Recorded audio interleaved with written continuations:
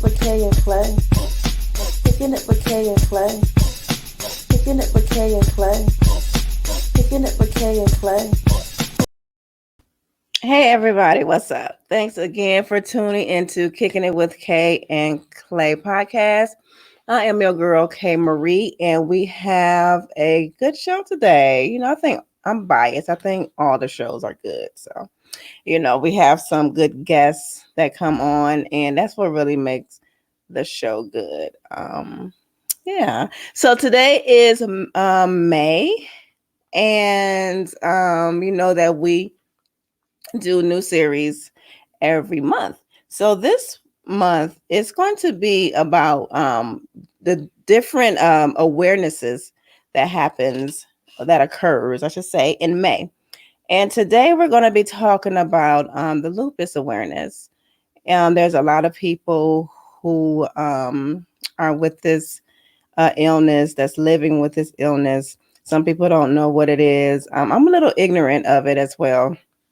I could have, looked up everything because I do like to do research, but I like to know things on the show the same time as you all, as the audience. I don't like to. I just like to find out at the same time too. So, without further ado, we are going to introduce our next guest.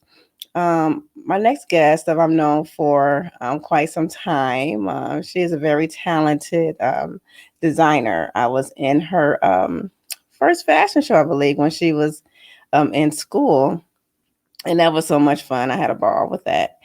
And since then, she has written 2 books, so she is an accomplished author. We'll get into more about that.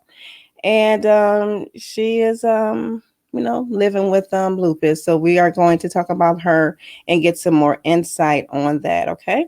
So without further ado, please help me welcome our guest, Francine Houston. Hi, Francine. Hi, How are you? I'm doing good. That's good. That's good. So I was just telling everybody that I was in and we talked about this offline. I was in your fashion show, and it was just so much fun. The piece that you made, it was cute. I still vaguely remember it, but I do remember that it was cute. What year was that? That was like I what? think it was 2008. Yeah, I I think think. so. Yeah. Yeah. I Yeah. want to say, was that like April? Um, it may have been because I know it was like a little bit before I graduated from Mhm. fashion school, and they had us do a Imagine fashion show. Right. So Yeah, since then, how many have you done? I've seen you like on social media doing a your thing. lot. Like I kind of established myself with another company. Like I was just doing clothes, but they was like, well, you don't even have a brand name, what are you doing? Like they had found me a logo and everything. I think that was like Hmm. 2012. That's when I started trying to establish myself as a designer. Because at first I think I did that show and just sat down for a minute until my sister was like, okay, I need a prom dress. And I'm like, Hmm. and everybody started throwing stuff at me. I need alterations. I need this. I need that. Hmm. And I did like an internship with this fashion marketing place, and somebody called me out like, "Well, she make clothes." I was like, Just volunteering you, huh? next thing I know, I was in her fashion show like a couple of years later. That she was like, "I'm gonna prepare you." So it's like I went back and I had a person who went to fashion school with me. I got really back polished in fashion. I did some sewing classes still. And Okay. it's kind of weird now because dumb sewing classes help me because I'm an industrial seamstress right now. That's like my day job. Okay. But back then, I was like, I don't remember none of this stuff. I graduated in 2008. Y'all asked me to do a clothing line by 2012. I'm like, so I redid all that, learned as much as I could so I'd be prepared for that show. So, Oh yeah. wow. So before you went to fashion school, did you know how to sew before that? Probably hand sewn. Okay. Like I really wasn't doing that much. I know I did hand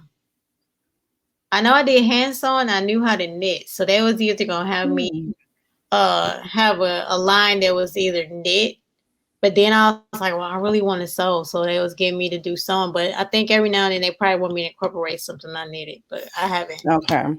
Yeah. Girl, I tried to sew in high school. I took it because well, when I was going back in high school, you had to it was mandatory that you take 2 math classes, before you graduated. So, I did my required 2 years, but I was like, okay, look, I was not the best in math at all. Okay, like for real, for real. But I was also, I don't know what possessed me to take trig. I don't know. So, so I took trig, and because the geometry always not geometry, but algebra, because that's part of trig. Yeah, I did like basic, and it was just it wasn't working. So I used to skip that class. I used to, yeah. I was something else. I used to skip that class and go back to the music class with my best friend at the time and hang out with her. But I was like, okay, I can't do this. Let me drop trig. And I said, let me take up sewing. Girl, it was good. It was a good idea. I made one vest. It's just a real simple vest. It was not all that. I was like, this is not for me. I like to wear the clothes, not make it. Yeah. So kudos to you all who know how to make clothes and sew, and it looks great. So big ups to you all. So you have written 2 books. Tell us about that. Um, I wrote a book. This is my first one, Lupus Journey. It's mostly about when I first got diagnosed and how I went to college and everything. And then I did life after. This is when it got really hard. Okay. That's like my 30s. When I ended up, I was on the transplant list. I mean, you just said something about your cousin. I put myself on the transplant list because my kidney was functioning at 10%. I was Mm, like, I better get on the transplant list. I don't know what's gonna happen. yeah. It was just different experiences with this one. It was a lot milder, but at the same time, like I lost all my hair when I a little after. By the time I graduated high school, I didn't really have that much hair. Like it all had to grow back. Like I think it took about a year for it to grow back. Mm-hmm. And then I had mild kidney problems. Like my legs would swell up. It wasn't like the way it was when I hit my 30s. And then like my skin, I had bad skin rashes, but they cleared up by now. Mm-hmm. Um, so it wasn't that bad. I may have liver problems here and there, but like I was taking the medicine to get better. But Mm-hmm. this one is the one that scared me. This Okay. book, I felt like I went on some type of different journey for real. Like it was, I had to have a deeper walk with the Lord, pretty Yeah. much. Okay, before we get into that, just take us back. When you say you was first diagnosed in your 20s? No, I was diagnosed at 18. Oh, at 18. So tell us about that moment. Um, that moment, I was I was coming back from Washington because our class went for close up, and they basically told me like you need to make an appointment, like something going on. Like I woke up and I had this rash over my face, like a butterfly rash. And then I went to just like a dermatologist because my didn't know what it was. She was like, you need to go to a dermatologist. So they did like a skin biopsy. They took like a piece of my skin and then they did a blood test and it was like, well, you have lupus. And I was like, well, I thought it was just like, okay, you got the measles. You just take this and Yeah. it goes away. And it Because was you like, you no, probably that's never not how. even heard of that at this point, right? No, Yeah. no. And then I, well, I wasn't on the varsity team, but it was a varsity basketball coach who had lupus. And she looked at me and she was like, oh, you have lupus. And I was like, what the world is that? So Mm-hmm. she kind of like guided me to tell me what it was about. She used to come by my house and try to help me out, even after I graduated high school, to try to explain to me what lupus was. I mean, it helped because for a while I had nobody ever heard of lupus. Like when Yeah, I and got diagnosed, tell us exactly what it is, what it entails. it's an autoimmune disease where it can attack any organ of the body, and at that time, it was attacking my skin and my Mm, scalp. Like I was losing hair like every day. It was just coming out, just coming out. Like my cousin had to make me like she made me like a wig, like the little hair that I did. She put it together like I had like a little bob, and you Mm-hmm. couldn't tell that it wasn't my hair. Like for a while, I was just wearing all type of different stuff because I was just like, well, it's just falling. It was just falling out every day, and I was just like, what is this in my face? Well, the dermatologist helped with my face because it was like this big rash. It's just like wrapped around my ears. We didn't know what it was either. And it's like the more I was outside, it seemed like the worse it got. Like if I Mm. go out to the sun, I would like pass out because it'd be too much. So I would have to start wearing sunblock. Like not just I think I wear even now I wear sunblock 55. I try to wear it Okay. like have enough coverage. But at that time it was a more like surface like discoid lupus. It was more like my skin and everything. Okay. It really had to search to find out if it was my organs because that's systematic lupus where it affects any organ of your body. Okay. So, um, so you said that in your it was like this little bit mild in your when you found out like at 18 and in your 20s. So, has anyone in your family do they know is that hereditary? Has anybody else like from had it? I thought it was hereditary when they told me my grandmother on my dad's side had it. And then Mm, her daughter ended up having her daughter's a twin. She ended up having it. And then her son, who's also a twin, he was really, really close to having it. So next thing you know, I find out my sister Tammy ends up getting it a few years ago. She had it 2 years ago. what? Yeah, yeah.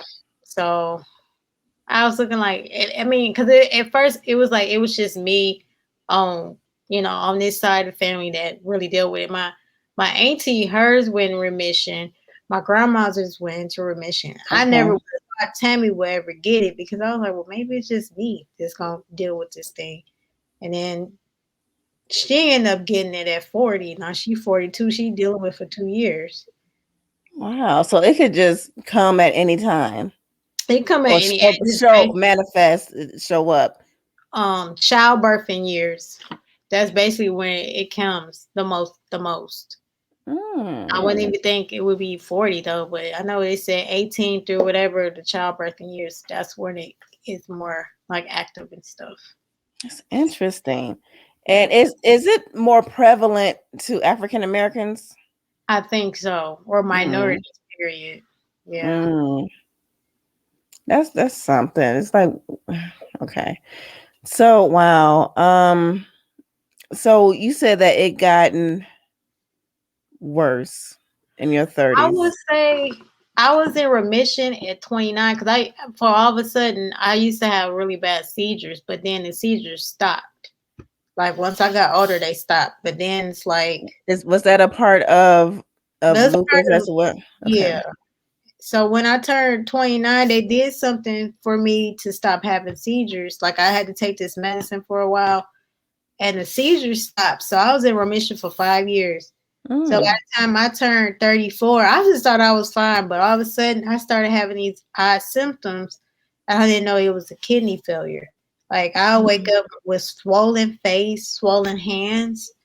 I'll wake up with swollen sweet feet, swollen hands, a swollen face, and then it go down. And then I'm like, okay, what's going on? And then it got to the point where I just couldn't go to the bathroom. And then they were just like, okay, you dealing with end stage renal disease. When I went to the hospital for Mm. that, I was just like, well, where does this come from? They said it could be rooted from lupus. And that's when I say it got real, real bad. Cause it's like with that one, usually with me, I can feel pain. When Mhm. at first lupus would be really painful. When it came to the kidney failure, I couldn't feel anything. I just knew I woke up and I was swollen up with fluid, and then it'd go away. So when it got to that point, I was just like, "Whoa, what is really going on?" So they rushed me, to the hospital, and they was trying everything for me to go to the bathroom, but next thing I know, I'm getting emergency dialysis. Like they putting a tube on my neck just so I can get dialysis. So I was on that for a while. That's when I knew, I was like, wow, I was trying to figure out what I needed to eat. Like it was all Yeah. different. I was trying to pinpoint what I did wrong. And then I was like, well, it was just lupus that came and attacked your kidney. You wasn't eating wrong. You wasn't doing nothing wrong. Your disease came and was basically attacking your kidneys. And they Hmm. had to teach me how to eat differently. I had to eat like a renal diet. I had to work on sodium, my protein, potassium, phosphates, and my fluids. So I had to work on 5 different things, and it took me a minute, but I disciplined myself to try to stick in there. Okay. Yeah. So at any point, and this is so understandable, if you did, at any point, going through what you were going through, did you ever think like, hey, like why me? Why am I going through this?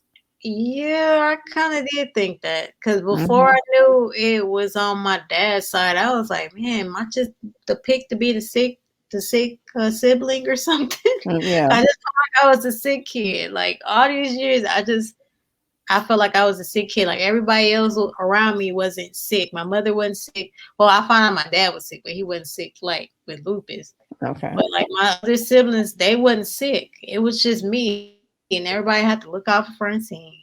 And I was just like, man, why it gotta be me? And then when I Hmm. found out on my dad's side that they was dealing with this stuff, and I was like, okay, well, it's starting to make more sense. But I was trying to figure out how they got in remission. That's what I was trying to figure out because she was like, my last flare up was, she couldn't even remember. She was like, I'm in remission. I'm like, well, I need to figure out how to stay in remission because I would get in Hmm. remission and would do good for a long time, and then all of a sudden something happened, I'm out of it again. So is this like this is what is this a type of autoimmune disease where doctors say, look, you just have to live with it? There's like, is it a cure? Yeah, they never said it was a cure. I'm part of a study right now, like the nurse that left. They're doing a study with me to find out different ways to treat lupus. Like every now and then I do a study for this Hmm. to just figure out stuff because like a lot of the medicine we take, they like really, really strong. Like my Mm. sister has some real strong medicine to make her sleep a lot. So Mm. it got to the point with me they had to switch my medicine because my medicine was really strong. So I was Really? just I always ask them like, okay, if y'all did a study or if y'all did some more research, can we switch from some of this medicine? Because sometimes the medicine has really more bad side effects than the medicine. You taking the medicine and it's trying to fix one thing, but then the side effects start something else. So then you got to work on that. Yeah, isn't that's so stupid how it I does know. that? Yeah, yeah. So how are you feeling? How are you feeling like present time? Right now, I'm feeling okay. Like Okay. I don't know how long I've been in remission, but I'm trying to stay in it. Yeah. So do you do like have you ever, like, a lot of times a lot of people, they trying to do away with well, not do away with traditional western medicine, but they try to do other like natural things, like more eastern medicines. People try different things, and a lot of time that stuff works. So have you thought about, or have you tried like doing going about it another way, or you're pretty much trying to do the traditional way? I did try to do it that Mm, way, and I don't know. I may have to find a different what's it called? Holistic doctors. I probably will have yeah. to find the holistic doctors because I did try to go that way. Okay. Like I tried to walk away from just doing the medical way, and it at that time I was too sick. I had to. They was Yeah. just like, "This is good, but we gonna have to get you well. Then you can try to Yeah. eat these foods." Because I was trying to. I guess it's called patient heal thyself. Like I was going to have food stuff. Like I know what to do. I've been sick Yeah. with this before. Like and it came a whole nother way. I was like, well, maybe I didn't know what I was doing. So Yeah. I think I will put my, I'll go find a different health doctor to help me. Okay. I like how even though you're living with this, that you're still doing your passion, you're still doing what you love. And I think that's very commendable. Um, so how do you feel like when you tell people? Do you sometimes don't tell people because you feel sometimes like you don't want people to feel sorry for you? Yeah, I don't. Hmm. Especially when I went to college, my sister had to blab and tell the teacher that I deal with lupus. I was like, don't tell nobody. Right. I want you to feel sorry for me. If I be dragging, Francine is dragging. Like, Francine is dragging, and you don't even know why she's dragging. Like, I didn't want nobody to know. Yeah. I want them to, like, oh, I'm supposed to feel sorry for you. You trying to, at that time, I think I was going to school for computers. That's when it was really hard. They was like, we not. I mean, eventually she had a little bit more sympathy for me, but I didn't want nobody to know. Yeah. It still took me a minute to tell somebody. Because Yeah. at first it seemed like you meet somebody and they were like, hi, my name is Francine. I have lupus. That's what they want you to say. And I don't do stuff like that. Like, Right. You silly. Right. No, I get it. It's like you don't want people to associate with the illness. Associate you yeah, with the illness. Yeah. Yeah. yeah, I yeah. I, get- I get that. I want people to see me as a person. Like, this is Mhm. something I'm dealing with, but I'm still me. Yeah. Like, I had to, yeah. So what is one of the things that you wish people would stop doing when it came to you? I don't know. I mean, I remember when I would see people get sick, like temporarily get sick. You will always ask them, "Are you okay? Are you okay?" And like I noticed when somebody around me gets sick, I only ask them this one time, "Are you okay?" I don't keep on asking them throughout the day. You know, I don't try to just. I don't want people to. I want people to just treat me like a normal human being. Like, don't Hmm. do nothing extra just because you think I do. I mean, how would you? I would want them to be really, really harsh to me, but just treat me like you treat everybody else. Don't Yeah. look at me. Okay, that's just Francine over there, and she deal with lupus. Like, don't put me like that in a Hmm. box.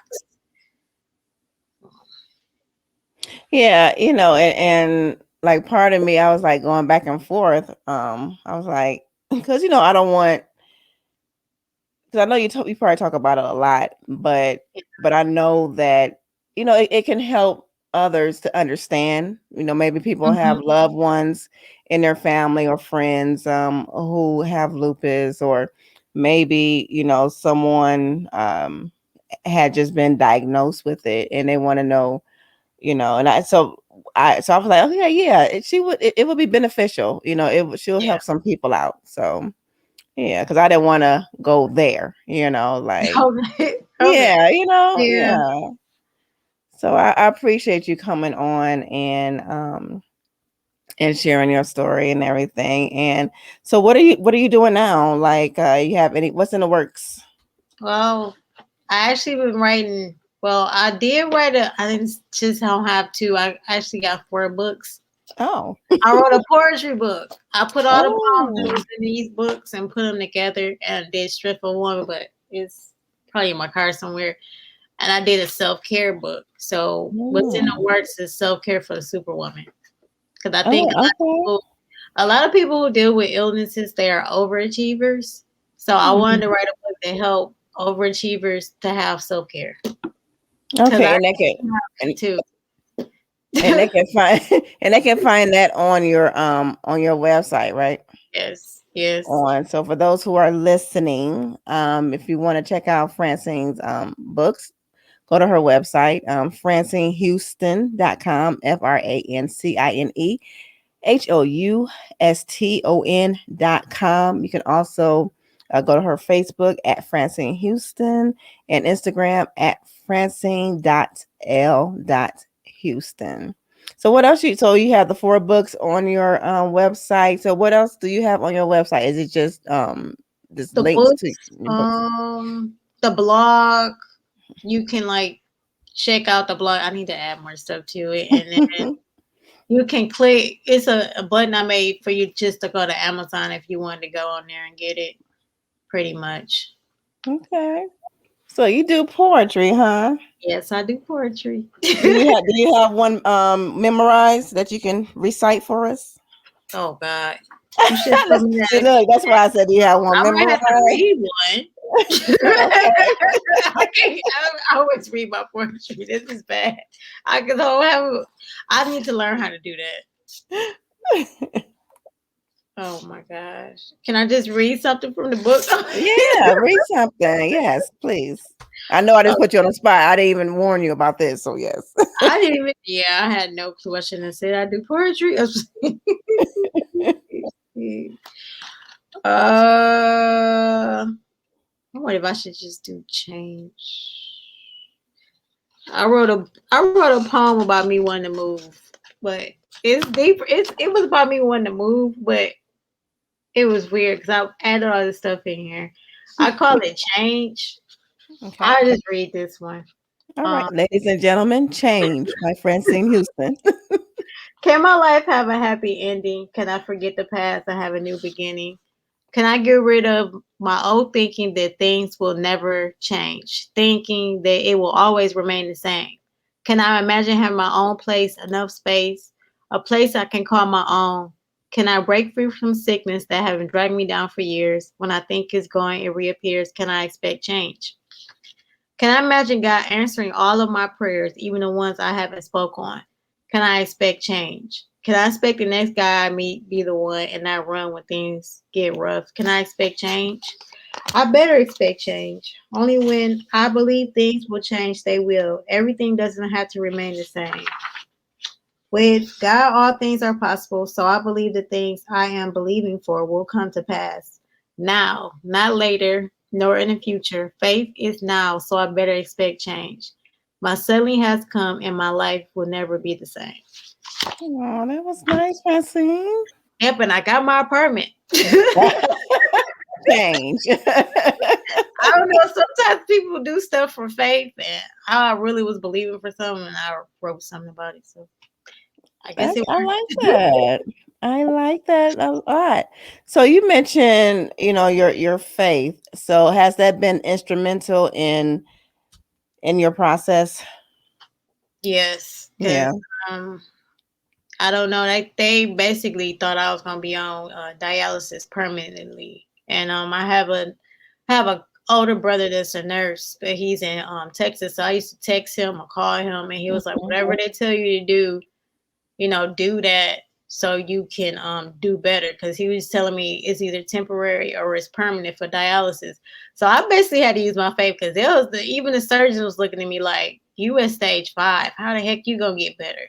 They just Mm, looked at me like, we just gonna help you as much as you can. Like, I'm not on dialysis anymore, and I'm not even taking kidney medicine good. anymore. I'm Good. taking medicine for lupus right now. I had 2 bags of medication that I would take, and I'm down to 2 of them that I take through the mouth, and then I just take an injection for my iron.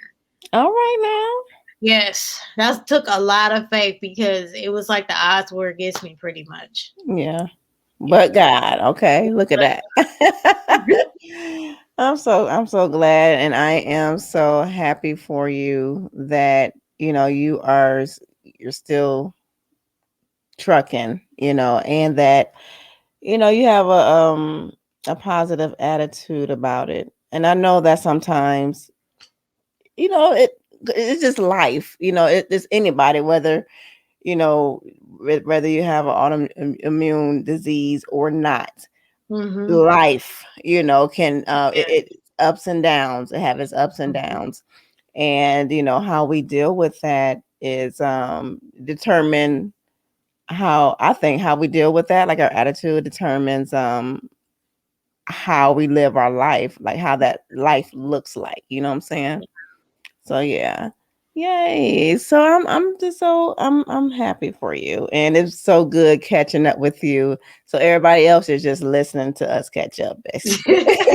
Pretty much. Yeah. Yeah. So if you want to leave people with something, anything, what would you say? I would say believe for the impossible. because you Mm, are looking at it. mm, girl. Yes. I Yeah. like that. And everybody again, go and purchase her books. FrancineHouston.com and on Facebook, Francine Houston, and Instagram, Francine.L.Houston. Thank you so much, Francine. It's been a pleasure. And thank you so much for educating me about lupus. 'Cause like I said, I was pretty ignorant of some things. And I got a better understanding. And thank you so much. Oh, you're welcome. And everybody, thank you for tuning in. We're going to wrap up here. And you know that you can watch us on Instagram, TV, on our YouTube page, and on Facebook, Kicking It with Kay and Clay. And you can catch us where you listen to your podcast or any streaming platforms. You can catch us and listen, like, and share, that whole thing. So so thank you so much, everyone. Again, thank you, Francine. And we are going to call this one, and we'll see you next week. Bye. Kicking it with Kay and Clay. Kicking it with Kay and Clay.